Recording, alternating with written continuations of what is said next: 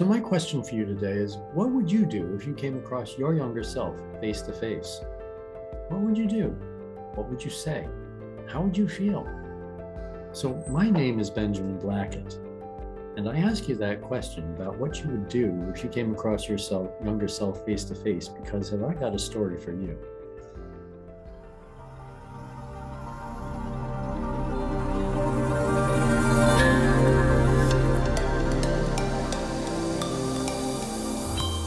So here I am in Providence, downtown Providence, last week, a week ago today, as a matter of fact. I'm going into this B&I meeting. I'm dressed very similar to how I am today, except I've got a tie on, I've got my suit on. So I was outside the Marriott Hotel in downtown Providence, just along Orange Street, and it's right in between this neighborhood where it's a pretty nice neighborhood, and it's on the other side, a what am I doing here neighborhood, because you're not so sure you want to be there. And I'm asking you the question, what would you do if you came face to face with your younger self? Because at this time, when I'm going into this hotel, it's a Marriott Hotel, I'm going in for a B&I meeting. I've got a tie on, I've got a suit on, and I come face to face with this kid. Actually, it was a group of guys. I'm getting out of my car, get out of the car, and there's, coming around the corner of this hotel, this group of guys between 18 and 23 years old, I would say. It's probably about 7 or 8 of them. And one of them in particular I'm looking at, and I look at him and he looks exactly the way I did at the age of probably 18 to 23 in particular.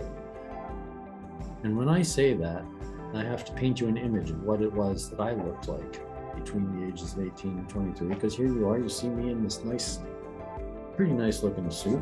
I mean, no, I don't have the tie, but I'm pretty presentable right now, right?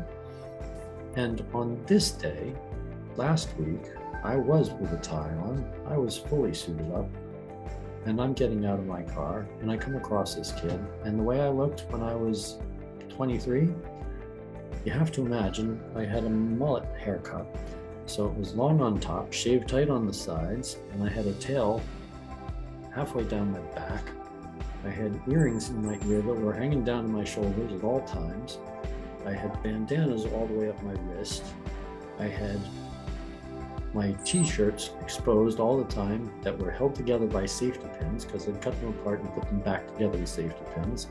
I had extra straps, belt buckles and all kinds of things, and zippers all over my pant legs. I was wearing MacGyver cowboy boots on a regular basis, and I had a trench coat on. I had badges with everything from Sex Pistols to David Bowie to Jimmy Dean to a picture of Ronald McDonald holding up a cheeseburger saying eat. Oh, I can't say that word.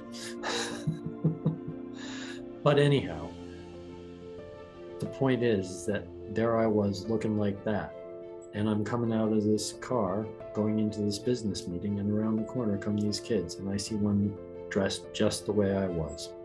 Okay, not exactly, because it was unique, but I looked at him and there was no mistaking, he had exactly the same style, and it was just like me. And I looked at him and I did a double take. I'm like, what's going on? Because this is many years later in my life now, right? And I'm 23. I mean, you can look at me and see I'm a few years older than that. I'm looking at this kid and I'm saying, oh my goodness, you look just the way I did when I was your age. I wanted to go up and say to him, you may not believe this, and saying this because I was looking at him, seeing how I had just gotten out of my car, saying, what? How did this happen, where I turned into the person that used to look like that? How could that possibly be that I'm this person when I was there? Because you have to understand, at that time, the way I was dressing, it looked on the outside like I was telling the world, stand back, don't come near me, don't come close, don't get to know me, because it's going to be dangerous. And on the inside, I was saying, please, please, please, please get to know me, because if you don't, I might die. That was going on in my internal dialogues, really. It took me quite some time to realize that. Actually, it took me quite some time headed in the direction of the way that I am now. to find that out. But here's the thing, right? That kid who was 23, that kid who looked like that kid that I saw in the street outside of the hotel, I felt hopeless. I felt dejected. I felt depressed, and I certainly didn't think that life had any good for me. I certainly didn't think that I was going to amount to anything. I certainly didn't think that I had a chance of making a good life for myself. And here I am. It's a good many years later. It's actually about 35 years later than that right now, I will tell you.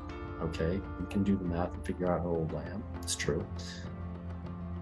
But whether you figure that out or not, what I can tell you is that when I look at who I am now, and I looked at that kid, I was like, how did I get here to where I am? And the truth is that there's no straight linear line that could explain me getting here, where I am right now, from where I was there. Like, you can't get to where I am from where I was. It just doesn't make sense. But here's the thing, there's an important reason to tell you this story, because the truth is that there are some principles that I had to live into to become the person that I am now. There are some things that I had to change in my thinking in order to become the person that I am now, that you see before you. And these are the principles that I teach people on a regular basis.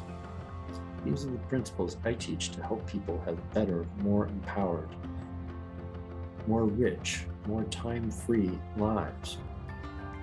And if you're interested in this kind of story and you resonate with how this sounds about the transformation in my life, and you'd like to learn more about transformation for your life, click on the link below, subscribe. And so I'll tell you that as I ran across that kid, I will say from here, I was like, wow, look at the place that I've been. Look at the places I have been. Look at the places I've come to. And the question I would leave you with is, if you ran across yourself, your younger self, what would you say to that person? Because the thing that I would have said to myself as the younger person is, you would be amazed at what your life turns into. You would just be amazed. It turns out so much better than you could possibly have imagined. You get to do so many more things than you possibly could have dreamed. You get to have such a full and rich and beautiful life. Just wait, hold on, hang in there.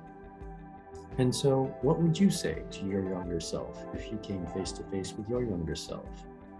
If you would like to say those things that I was just saying to my younger self, but you don't know how yet, get in touch with me. I've got some good answers for you. Thanks so much for tuning in. Glad to be here with you. I'll be back next week.